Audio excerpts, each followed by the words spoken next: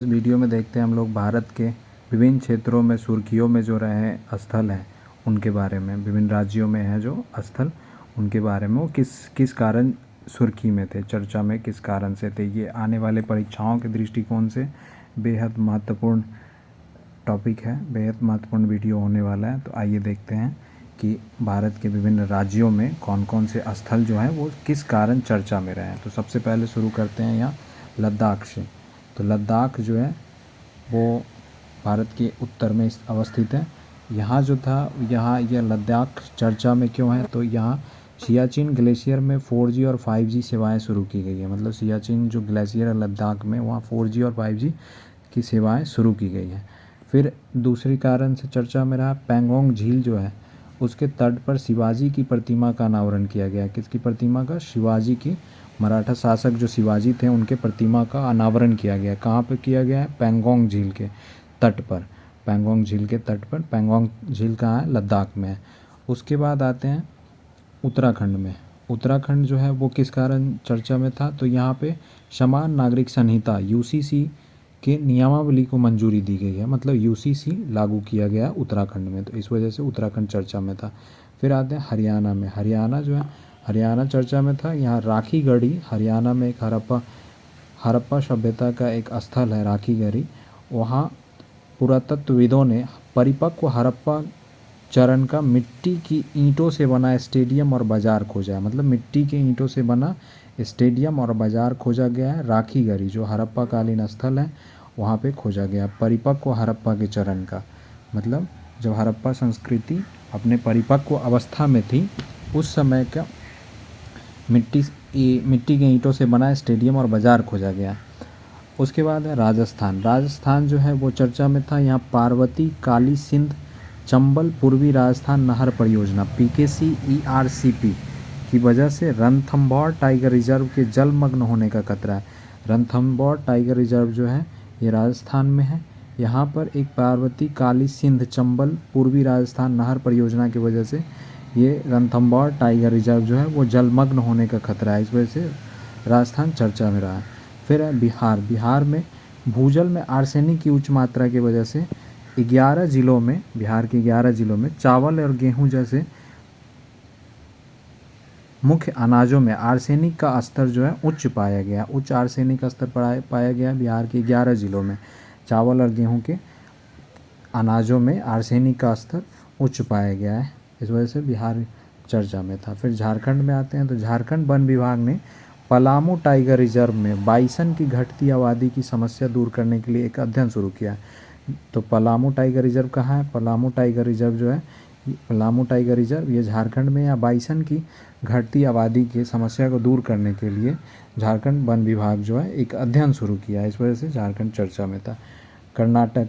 अब कर्नाटक के बारे में देखते हैं। तो कर्नाटक वन विभाग ने चिंचोली वन्यजीव अभयारण्य, चिंचोली वन्यजीव अभयारण्य कहाँ पे? कर्नाटक में के भीतर शेरीविकनहल्ली गाँव को स्थानांतरित करने के लिए वार्तालाप शुरू किया गया। तो चिंचोली वन्यजीव अभयारण्य कहाँ पे? कर्नाटक है। इस बात को ध्यान में रखेंगे। आगे तमिलनाडु। अब तमिलनाडु चर्चा में क्यों रहा? तो तमिलनाडु में अरिटापट्टी जैव विविधता विरासत स्थल को संरक्षित करने के लिए मंत्रालय ने नायर करपट्टी टंगस्टन खनिज ब्लॉक की नीलामी रद्द कर दी है। मतलब टंगस्टन खनिज ब्लॉक की नीलामी रद्द की गई है अरिटापट्टी जैव विविधता विरासत स्थल को संरक्षित करने के लिए। तो यहाँ से पूछा जा सकता है कि अरिटापट्टी जैव विविधता विरासत स्थल कहाँ पे है? तो यह है तमिलनाडु में। और एक और कारण से तमिलनाडु चर्चा में रहा था। तो यहाँ अंतर्राष्ट्रीय सौर सम्मेलन में कोडई कनाल सौर वेधशाला की 125वीं वर्षगांठ मनाई गई है। अंतर्राष्ट्रीय सौर सम्मेलन में कोडई कनाल सौर वेधशाला की 125वीं वर्षगांठ मनाई गई। ये बहुत इंपॉर्टेंट है, इसको ध्यान में रखेंगे। अब देखते हैं जम्मू कश्मीर के बारे में। जम्मू कश्मीर चर्चा में क्यों था? तो हाल ही में कश्मीरी चिनार को QR कोड के साथ जियो टैगिंग के माध्यम से डिजिटल सुरक्षा मिली है। मतलब कश्मीरी चिनार को QR कोड प्रदान किया गया। इससे जियो टैगिंग के माध्यम से डिजिटल सुरक्षा मिलती है। उसके बाद है हिमाचल प्रदेश। हिमाचल प्रदेश में केंद्र सरकार ने शिकारी देवी वन्यजीव अभयारण्य शिकारी देवी वन, इसको ध्यान में रखेंगे, शिकारी देवी वन्यजीव अभयारण्य के आसपास के क्षेत्र को इको सेंसिटिव जोन के रूप में नामित किया है। हिमाचल प्रदेश में शिकारी देवी वन्यजीव अभयारण्य के आसपास के क्षेत्र को इको सेंसिटिव जोन के रूप में नामित किया गया। एक और कारण से हिमाचल प्रदेश चर्चा में था। हिमाचल प्रदेश में हाटी जनजाति का सबसे बड़ा धार्मिक वार्षिक उत्सव बोड़ा त्यौहार, माघों का त्यौहार, बोड़ा त्यौहार जो है वो हाटी जनजाति द्वारा मनाया जाता है। हाटी जनजाति कहाँ पाए जाते हैं? हिमाचल प्रदेश में। वो त्यौहार मनाया गया है, बोड़ा त्यौहार, हाटी जनजाति द्वारा हिमाचल प्रदेश में। अब देखते हैं अरुणाचल प्रदेश। तो पैंगसौ दर्रा अंतर्राष्ट्रीय महोत्सव में सीमा पार व्यापार और सांस्कृतिक आदान प्रदान का जश्न मनाया गया। पैंगसौ दर्रा अंतर्राष्ट्रीय महोत्सव में सीमा पार व्यापार और सांस्कृतिक आदान प्रदान का जश्न मनाया गया। अब देखते हैं असम को। तो असम जो है राष्ट्रीय वन्यजीव बोर्ड की अस्थायी समिति ने होलोंगापार गिब्बन वन्यजीव अभयारण्य के इको सेंसिटिव जोन में तेल और गैस की खोज के प्रस्ताव को मंजूरी दी है। तो इसमें ध्यान ये रखता है सिर्फ कि होलोंगापार गिब्बन वन्यजीव अभयारण्य कहाँ पे है, तो ये है असम में। उसके बाद देखते हैं एक सेना ने मेघालय की सीमा पर लगे असम के दीमा हसाओ जिले के उमरांगशो में एक जलमग्न कोयला खदान में फंसे मजदूरों को बचाया। तो ये मेघालय की सीमा से लगे असम के दीमा हसाओ जिला कहाँ पे है, तो ये असम का ज़िला है। वहाँ के उमरांगशो में एक जलमग्न कोयला खदान में कुछ मजदूर फंस गए थे, उनको बचाया है। आगे देखते हैं त्रिपुरा किस कारण चर्चा में था। तो त्रिपुरा के कोक बोरोक भाषा के विकास के लिए लैंग्वेज मैपिंग कर रहा है। त्रिपुरा जो है कोक बोरोक, त्रिपुरा का स्थानीय भाषा जो है वो कोक बोरोक एक भाषा है वहाँ की, उसके विकास के लिए लैंग्वेज मैपिंग कर रहा है। फिर देखते हैं पश्चिम बंगाल किस कारण चर्चा में था। तो पश्चिम बंगाल जो है मकर संक्रांति के पावन अवसर पर गंगा सागर मेले में लाखों श्रद्धालु जो होते हैं गंगा सागर मेला में डुबकी लगाए हैं। तो ये गंगा सागर मेला कहाँ लगता है, तो ये पश्चिम बंगाल में लगता है। इसके कारण पश्चिम बंगाल चर्चा में थी। अब देखते हैं उड़ीसा के बारे में। तो उड़ीसा जो है, उड़ीसा के रत्नागिरी में ASI जो है भारतीय पुरातत्व सर्वेक्षण आर्कियोलॉजिकल सर्वे ऑफ इंडिया को उड़ीसा के रत्नागिरी में उत्खनन के दौरान प्राचीन बौद्ध कलाकृतियाँ मिली है। तो बौद्ध कलाकृति कहाँ मिली है? उड़ीसा के रत्नागिरी में ASI को मिली है। तो रत्नागिरी कहाँ पर है? उड़ीसा में। इस बात को ध्यान में रखेंगे, बहुत ही इम्पोर्टेंट हिस्ट्री के दृष्टिकोण से बहुत महत्वपूर्ण जानकारी है, इसको ध्यान में रखेंगे। आगे तेलंगाना।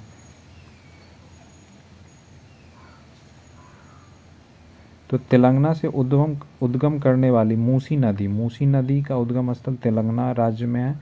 तो यहाँ से उद्गम करने वाली मूसी नदी के किनारे की ऐतिहासिक इमारतों को वर्ल्ड मॉन्यूमेंट वॉच 2025 में शामिल किया गया। मूसी नदी के किनारे की ऐतिहासिक इमारतों को वर्ल्ड मॉन्यूमेंट वॉच 2025 में शामिल किया गया, इस कारण तेलंगाना चर्चा में था। और उसके बाद देखेंगे आंध्र प्रदेश में श्रीहरिकोटा स्थित इसरो के सतीश धवन अंतरिक्ष केंद्र में तीसरे लॉन्च पैड की स्थापना से संबंधित परियोजना को मंजूरी मिली है। तो श्रीहरिकोटा कहाँ है? ये आंध्र प्रदेश में। यहाँ पे क्या है? सतीश धवन अंतरिक्ष केंद्र है। यहाँ पे तीसरे लॉन्च पैड की स्थापना की संबंधित परियोजनाओं को मंजूरी दी गई। तो ये था पूरे जनवरी 2025 में जो चर्चित स्थल थे, चर्चित राज्य थे, सुर्खियों में जो राज्य रहे हैं, किस कारण से चर्चा में थे, उनके बारे में जानकारी थी। आगे देखेंगे हम।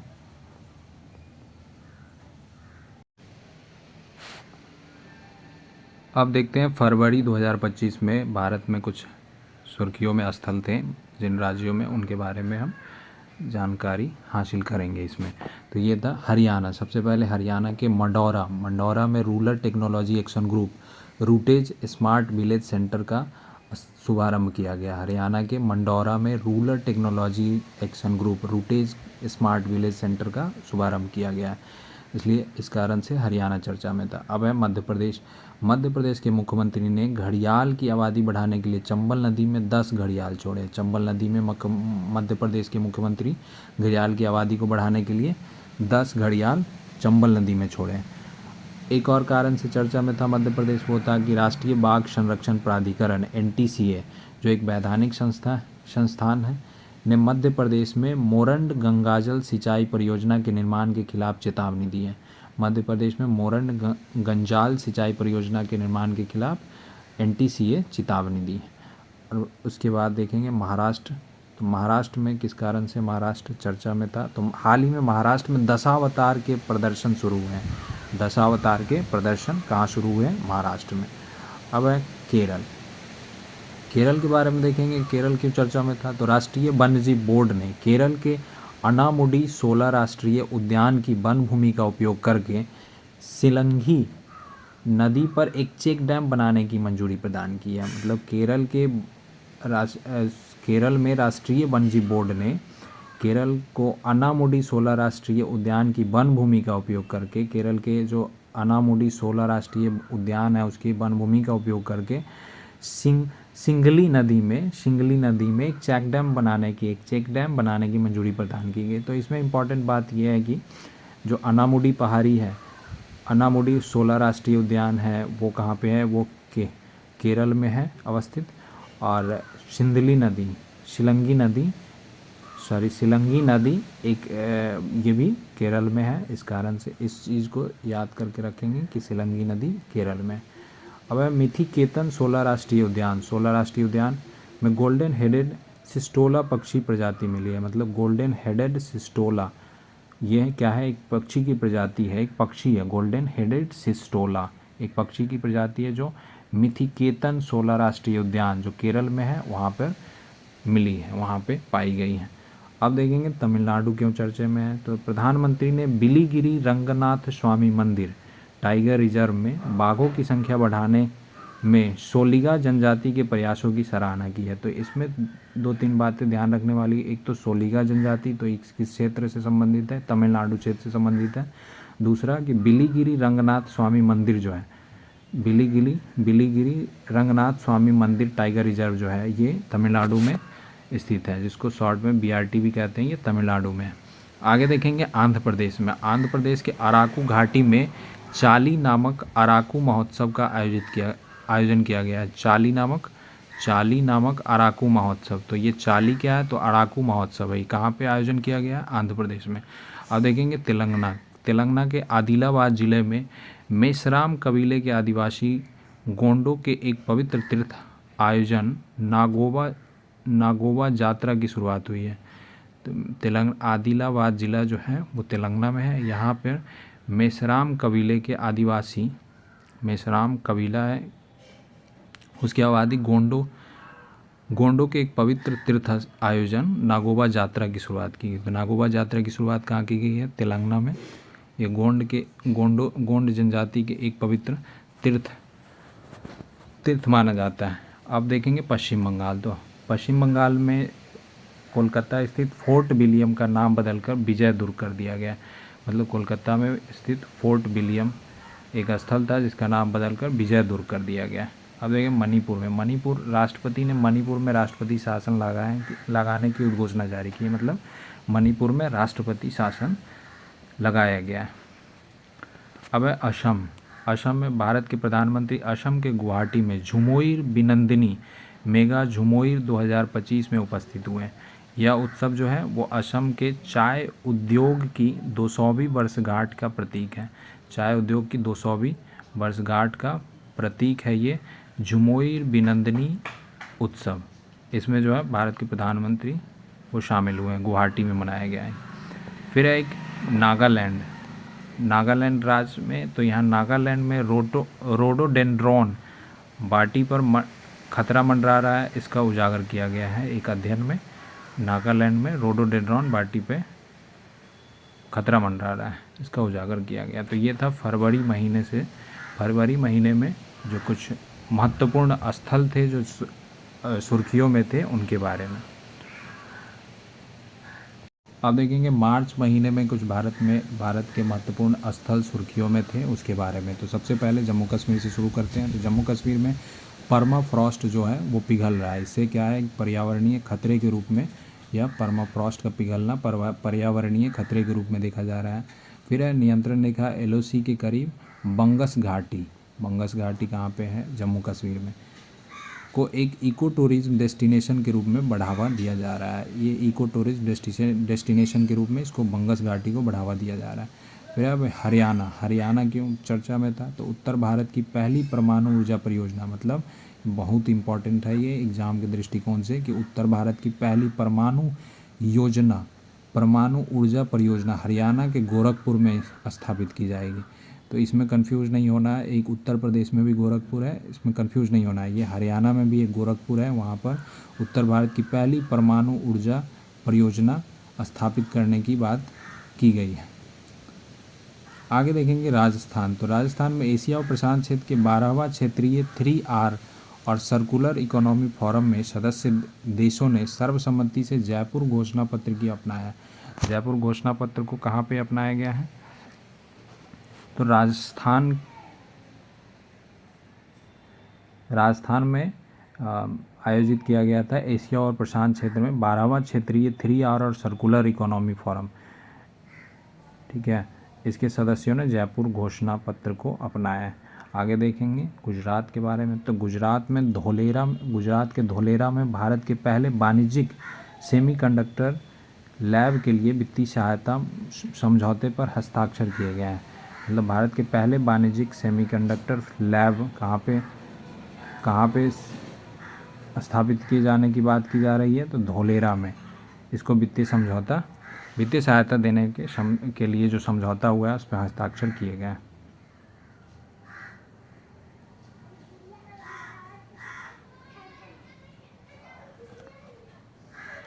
फिर मध्य प्रदेश का माधव राष्ट्रीय उद्यान भारत का 58वां टाइगर रिजर्व घोषित किया गया है। ये बहुत इंपॉर्टेंट हो सकता है, पूछा जा सकता है कि भारत का 58वां टाइगर रिजर्व 58 टाइगर रिजर्व किसको घोषित किया गया है, तो ये माधव राष्ट्रीय उद्यान है, ये मध्य प्रदेश में अवस्थित है। उसके बाद देखते हैं आंध्र प्रदेश किस कारण चर्चा में रहा, तो ASI ने श्रीलंका मल्लेश्वर अरण्य में प्राचीन शैल कला और शिलालेखों की खोज की है।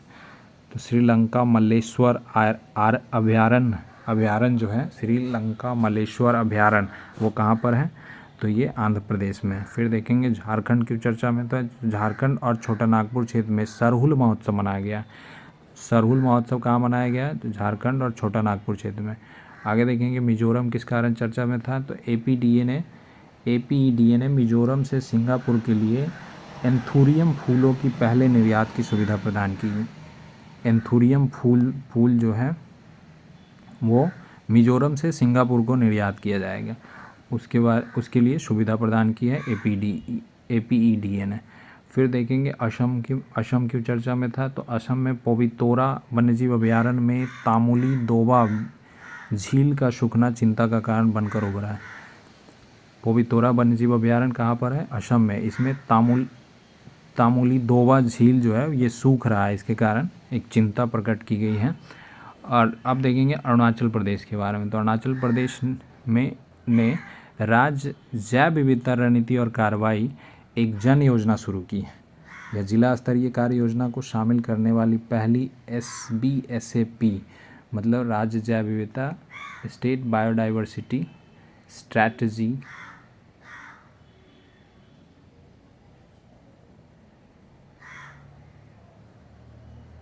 SBSAP है, जो NBSAP के MGBF के अनुरूप है। तो ये इतना इम्पोर्टेंट नहीं है, इसको स्किप कर सकते हैं। अब बिहार की चर्चा में, तो बिहार में शिक्षा के एक प्राचीन केंद्र विक्रमशिला को पुनर्जीवित करने का कार्य चल रहा है। तो ये चिन्ह था बिहार इसलिए चर्चा में था कि यहाँ पे शिक्षा के एक प्राचीन केंद्र जो विक्रमशिला है विश्वविद्यालय है, उसको पुनर्जीवित करने की कार्य चल रहा है। फिर अब देखेंगे उत्तराखंड की चर्चा में था, तो CCEA ने राष्ट्रीय रोपवे विकास कार्यक्रम पर्वतमाला परियोजना के अंतर्गत उत्तराखंड में केदारनाथ और हेमकुंड साहिब रोपवे परियोजना को मंजूरी दी गई है। तो केदारनाथ और हेमकुंड साहिब रोपवे परियोजना को मंजूरी दी गई है, जो उत्तराखंड में है। यह था मार्च महीने से संबंधित प्रमुख स्थल चर्चा में क्यों था उसके बारे में जानकारी। देखते हैं अप्रैल में कौन कौन सा स्थल चर्चा में था भारत में, उसके बारे में। तो उत्तर प्रदेश सबसे पहले देखते हैं। तो गाज़ियाबाद नगर निगम भारत के पहले प्रमाणित ग्रीन म्यूनिसिपल बॉन्ड शुरुआत किए। तो ग्रीन म्यूनिसिपल बॉन्ड शुरुआत करने वाला भारत का पहला शहर कौन सा बना है, नगर निगम कौन सा बना है, तो गाज़ियाबाद नगर निगम। और फिर है दूसरा, उत्तर प्रदेश के बनारसी शहनाई और बनारसी तबले को भौगोलिक संकेत है, यानी जीआई टैग मिला है किसको, बनारसी शहनाई और बनारसी तबले को जीआई टैग प्रदान किया गया। आगे गुजरात सूरत उत्सर्जन व्यापार योजना ईटीएस ने प्रदूषण को 20 से 30% तक कम करने किया है। यह पर्टिकुलेट मैटर उत्सर्जन के व्यापार के लिए दुनिया का पहला बाजार है। और यह है कि सूरत जो है वो प्रदूषण को 20 से 30% तक कम किया है इसके बारे में, इसीलिए गुजरात जो है वो चर्चा में था। अब देखेंगे तेलंगाना। तो तेलंगाना के बाद तेलंगाना जो है अनुसूचित जाति में उप वर्गीकरण लागू करने वाला पहला राज्य बना है। मतलब एससी कैटेगरी में भी इसका वर्गीकरण करना है, इसका भी कैटेगराइज सब कैटेगरी बनाने वाला पहला राज्य तेलंगाना बना है। केरल के बारे में देखेंगे तो एमएससी जो है तुर्की ने भारत के पहले डीप वाटर ट्रांसशिपमेंट पोर्ट बिजिंगम अंतर्राष्ट्रीय पतन पर डॉक किया। तो चर्चा में इसलिए बिजिंगम अंतर्राष्ट्रीय पतन जो है ये केरल में है, इसको ध्यान में रखेंगे कि बिजिंगम अंतर्राष्ट्रीय पतन जो है ये केरल में। अब देखेंगे तमिलनाडु के बारे में। तो तमिलनाडु के कलपक्कम में स्थित भारत का पहला फास्ट ब्रीडर परमाणु रिएक्टर 500 मेगावाट 2026 तक चालू हो जाएगा। तो भारत का पहला फास्ट ब्रीडर परमाणु रिएक्टर कहाँ पे है, तो तमिलनाडु के कलपक्कम में, इसको ध्यान में रखेंगे। आगे देखेंगे मध्य प्रदेश क्यों चर्चा में था। तो मध्य प्रदेश को पीएम मित्र टेक्सटाइल पार्क के लिए मंजूरी मिली है। मध्य प्रदेश को पीएम मित्र टेक्सटाइल पार्क के लिए मंजूरी दी गई है। फिर है मंदसौर जिले में स्थित गांधी सागर वन्यजीव अभयारण्य में कूनो राष्ट्रीय उद्यान से दो चीते को स्थानांतरित किए गए।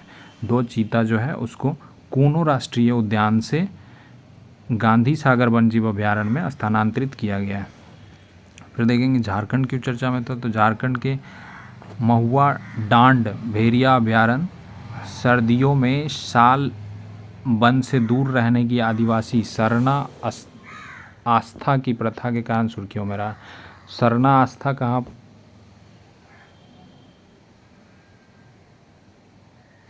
सरना आस्था के लिए झारखंड चर्चा में रहा। आगे देखेंगे बोधगया। बिहार के बोधगया क्यों चर्चा में था। तो बोधगया में बौद्ध भिक्षुओं ने बोधगया मंदिर अधिनियम 1949 को निरस्त करने के लिए विरोध प्रदर्शन किया है। तो ये बोधगया तो सबको पता है कि ये बिहार में अवस्थित है। ये था अप्रैल महीने से संबंधित प्रमुख स्थल, प्रमुख राज्य जो चर्चा में थे उसके बारे में जानकारी। चलिए देखते हैं मई महीने में भारत में, मई 2025 में भारत के प्रमुख राज्य के प्रमुख स्थल जो है वो किस कारण, या प्रमुख राज्य जो है वो किस कारण चर्चा में था, तो उसके बारे में। तो सबसे पहले उत्तराखंड से शुरू करते हैं। तो रम्मान उत्सव जो है उत्तराखंड में मनाया जा रहा है। रम्मान उत्सव, इसको ध्यान में रखेंगे कि रम्मान उत्सव जो है उत्तराखंड में मनाया जा रहा है। रम्मान उत्सव, यह जो रम्मान उत्सव है यह यूनेस्को के अमूर्त सांस्कृतिक विरासत प्रतिनिधि सूची में भी शामिल है। इसको ध्यान में रखेंगे, यूनेस्को की अमूर्त सांस्कृतिक विरासत की प्रतिनिधि सूची में शामिल है रम्मान उत्सव, ये उत्तराखंड में मनाया जा रहा है। फिर देखेंगे दीव में खेलो इंडिया बीच गेम्स दीव में आयोजित किया गया था पहले। ये बहुत इम्पोर्टेंट है। जिस भी घटना में जो घटना पहली बार होती है, चाहे जो भी न्यूज़ पहली बार चर्चा में आए, उसके बारे में हम लोग को विशेष ध्यान देने की आवश्यकता है। तो पहले खेलो इंडिया बीच गेम्स जो है वो दीव में आयोजित किया गया है। खेलो इंडिया बीच गेम्स पहली बार दीव में आयोजित किया गया है, इसको ध्यान में रखेंगे। फिर महाराष्ट्र में सुप्रीम कोर्ट ने पूर्वी विदर्भ क्षेत्र में पाए जाने वाले झुड़पी जंगलों को वन भूमि घोषित किया। झुड़पी जंगलों को महाराष्ट्र के झुड़पी जंगलों को वन भूमि घोषित किया है सुप्रीम कोर्ट ने। तो झुड़पी जंगल ध्यान में रखेंगे, ये महाराष्ट्र में है। अब है तेलंगाना में पाए गए गुंडारम शिलालेखों से सातवाहन काल के नैतत्य सामने आया। गुंडारम शिलालेख कहाँ पर है, ये है तेलंगाना राज्य में। यहाँ से सातवाहन काल के नैतत्य सामने आया। सातवाहन काल के बारे में कुछ जानकारी मिली है, वो तेलंगाना के गुंडारम शिलालेख से, इसको ध्यान में रखेंगे। आगे कर्नाटक, तो कर्नाटक सरकार ने वन्यजीव संरक्षण अधिनियम WPA 1972 की धारा 36A के तहत हेसरघट्टा घास भूमि संरक्षण रिजर्व को अधिसूचित किया गया है। तो हेसरघट्टा घास भूमि संरक्षण रिजर्व कहाँ पे? ये कर्नाटक है, कर्नाटक में है, इसको ध्यान में रखेंगे। फिर है जेनु कुरुबा जनजाति ने वन अधिकार अधिनियम 2006 FRA के तहत अपने अधिकारों का दावा करने के लिए नागर होल टाइगर रिजर्व की भूमि पर कब्जा कर लिया। मतलब जेनु कुरुबा जनजाति जो कर्नाटक में पाए जाते हैं वो नागर होल टाइगर रिजर्व की भूमि पर कब्जा कर लिया है। तो ये दो बातें ध्यान रखेंगे, एक तो जेनु कुरुबा जनजाति किधर पाए जाते हैं तो ये कर्नाटक में, और दूसरा नागर होल टाइगर रिजर्व कहाँ पर है? तो कर्नाटक में। आगे केरल, केरल के कासरगोड में Asian giant soft shell turtle को बचाने की पर बनी एक डॉक्यूमेंट्री ने दादा साहब फाल्के पुरस्कार जीती है। मतलब केरल के कासरगोड में Asian giant soft shell turtle को बचाने पर बनी एक डॉक्यूमेंट्री जो है उसको दादा साहब फाल्के पुरस्कार दिया गया है, उसके विजेता है वो। तो ध्यान रखते हैं कासरगोड का है, तो केरल में कासरगोड, और यहाँ पे Asian giant soft shell turtle को बचाने पर बनी के ऊपर बनी एक डॉक्यूमेंट्री जो था उसको दादा साहब फाल्के पुरस्कार प्रदान किया गया है उसमें, या फिर ऐसा कह सकते हैं दादा साहब फाल्के पुरस्कार जीता है। अब देखेंगे उड़ीसा क्यों चर्चा में था। तो कालाहांडी में आदिवासी महिलाओं ने केंदू पत्ता ले जाने के लिए ग्राम सभा द्वारा जारी ट्रांजिट परमिट को वन विभाग के अस्वीकार किए जाने के विरोध में प्रदर्शन किया है। तो ध्यान रखेंगे उड़ीसा के कालाहांडी, उड़ीसा में कालाहांडी क्षेत्र जो है उड़ीसा में है, बस ये ध्यान रखेंगे। फिर दूसरा खबर उड़ीसा से है कि उड़ीसा सरकार ने शहरी गरीबों को त्वरित सहायता प्रदान करने के लिए सहयोग पहल शुरू किया गया। तो ये इम्पोर्टेंट हो सकता है कि सहयोग पहल किस राज्य सरकार द्वारा शुरू किया गया? तो उड़ीसा राज्य सरकार द्वारा। ये इसका उद्देश्य क्या है कि शहरी गरीबों को त्वरित सहायता प्रदान करना। आगे देखेंगे मिजोरम की चर्चा में था। तो मिजोरम पूर्ण कार्यात्मक साक्षरता दर्ज करने वाला भारत का पहला राज्य बन गया है। इसको ये इम्पोर्टेंट हो सकता है, मिजोरम जो है पूर्ण कार्यात्मक साक्षरता दर्ज करने वाला भारत का पहला राज्य बन गया। आगे देखेंगे नागालैंड के बारे में। तो नागालैंड क्यों चर्चा में था? नागालैंड में पाई गई 2 देशी बिना डंक वाली मधुमक्खियों की किस्में किसानों के लिए फ़ायदेमंद पाई गई हैं। तो नागालैंड में 2 देशी बिना डंक वाली मधुमक्खी की किस्में किसानों के लिए फ़ायदेमंद पाई गई है, तो इसलिए नागालैंड चर्चा में था। फिर है अरुणाचल प्रदेश में पूर्वोत्तर का पहला भूतापीय उत्पादन कुआं सफलतापूर्वक खोदा गया है। तो ये इंपॉर्टेंट हो सकता है कि पूर्वोत्तर का पहला भूतापीय उत्पादन कुआं कहाँ पर खोदा गया है? तो ये अरुणाचल प्रदेश में खोदा गया है। फिर है सिक्किम के मुख्यमंत्री ने केंद्र सरकार से मांग की है कि कंचनजंगा पर्वत पर क्लाइंबिंग पर रोक लगाई जाए। मतलब कुछ लोगों का जो एम होता है क्लाइंबिंग करने की, तो वो चले जाते हैं इधर उधर पर्वतों पे, और वहाँ जाकर ऐसा नहीं कि एक सभ्य व्यक्ति के जैसे अपना वहाँ पे क्लाइंबिंग करे, सुरक्षा के दृष्टिकोण से पर्यावरण को क्षति ना पहुँचाए। इन सब चीज़ को देखते हुए हो सकता है कि सिक्किम के जो मुख्यमंत्री हैं वो केंद्र सरकार से मांग किया है कि कंचनजंगा पर्वत पर जो क्लाइंबिंग होती है उसको रोक लगाई जाए, इसलिए सिक्किम चर्चा में था। फिर आगे उत्तर प्रदेश सरकार ने काला नमक चावल, जिसे बुद्ध चावल भी कहा जाता है, को बौद्ध बहुल देशों में निर्यात करने की योजना, जो जिन देशों में बौद्ध धर्म के लोग ज़्यादा हैं उन देशों में जो है काला नमक चावल जो है उत्तर प्रदेश में उपजाई जाती है, जिसे बुद्ध चावल भी कहते हैं, उसको निर्यात करने की योजना बनाई जा रही है उत्तर प्रदेश से संबंधित न्यूज़। तो ये था भारत के प्रमुख जो चर्चित स्थल थे, वो जनवरी से 2025 से लेकर मई 2025 तक के जितने भी चर्चित स्थल थे उनके बारे में जानकारी। धन्यवाद।